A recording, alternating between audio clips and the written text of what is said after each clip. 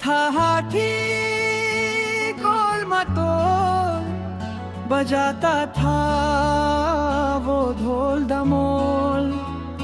लंबी नाक और नन्हे कान, सारे जंगल की था वो शान।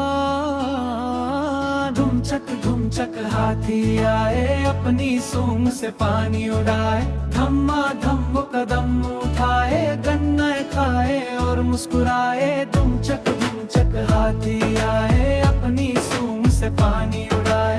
धम्मा धम वो कदम उठाए, गन्ना खाए और मुस्कुराए।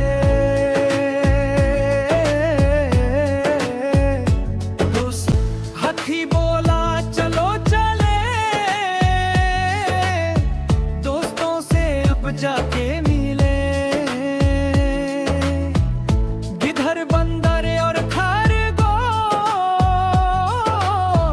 देख के हाथी को आए जोश। सूंड में उसने पानी भरा, फुआरे जैसा फिर छिड़का। सारे बच्चे नहा गए, हाथी से वो दोस्ती पा गए।